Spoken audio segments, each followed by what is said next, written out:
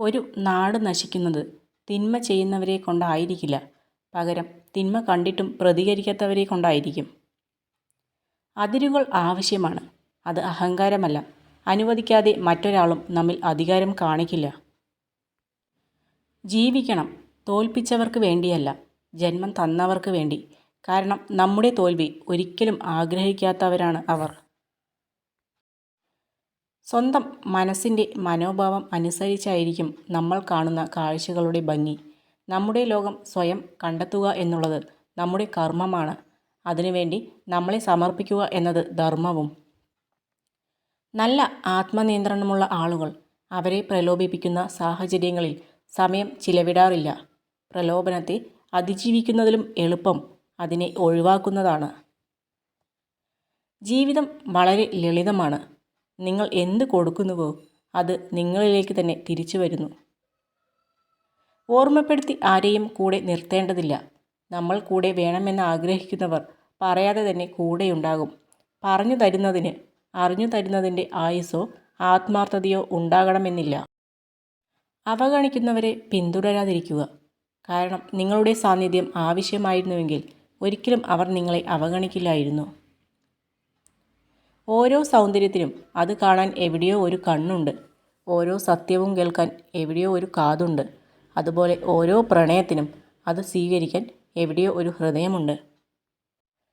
ചെറിയ ചെറിയ കാര്യങ്ങൾക്ക് നിങ്ങൾ കാണിക്കുന്ന മുൻകോപം മുന്നോട്ടുള്ള വഴികളിൽ തടസ്സം സൃഷ്ടിക്കുക മാത്രമല്ല, മറ്റുള്ളവരുടെ മനസ്സിൽ വെറുപ്പും വൈരാഗ്യവും ഉണ്ടാക്കി വയ്ക്കുകയും ചെയ്യും.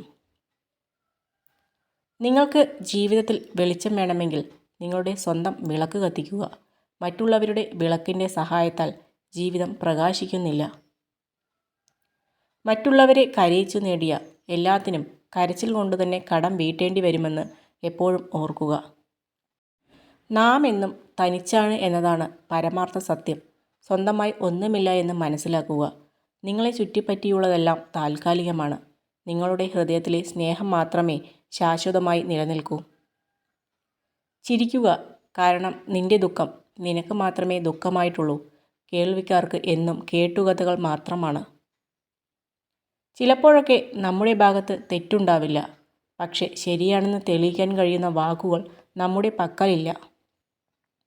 ആരെയും ഉപയോഗശൂന്യമായി കണക്കാക്കരുത്. കാരണം അഴുക്കുവെള്ളം കുടിക്കാൻ കൊള്ളില്ലെങ്കിലും അതിന് തീ കെടുത്താനുള്ള കഴിവുണ്ട്.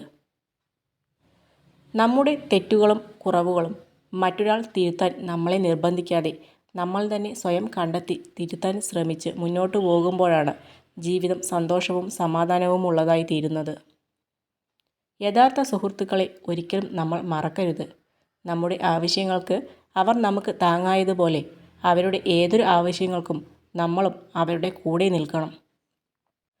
എത്രയും പ്രിയപ്പെട്ട ബന്ധമായാലും മാറ്റി നിർത്തപ്പെടുന്നു, അവഗണിക്കപ്പെടുന്നു എന്നൊക്കെ തോന്നി തുടങ്ങുമ്പോൾ സ്വയം മാറിക്കൊടുക്കുക. നമുക്കും ഉണ്ട് ഒരു വ്യക്തിത്വം. ആർക്കു മുന്നിലും പണയം വയ്ക്കപ്പെടാത്ത ആത്മാഭിമാനം തന്നെയാണ് ഒരാളുടെ ഏറ്റവും വലിയ സമ്പാദ്യം. ജയിക്കാൻ നിങ്ങൾ ബാധ്യസ്ഥനല്ല, എന്നാൽ ശ്രമിച്ചു കൊണ്ടിരിക്കാൻ നിങ്ങൾ ബാധ്യസ്ഥനാണ്. നിങ്ങൾക്ക് എല്ലാ ദിവസവും ചെയ്യാൻ കഴിയുന്നതിൻ്റെ ഏറ്റവും മികച്ചത് തന്നെ ചെയ്യുക. തമാശയായിട്ടാണെങ്കിലും മറ്റുള്ളവരുടെ മുമ്പിൽ വെച്ച് ആരെയും തരം താഴ്ത്തി സംസാരിക്കരുത്.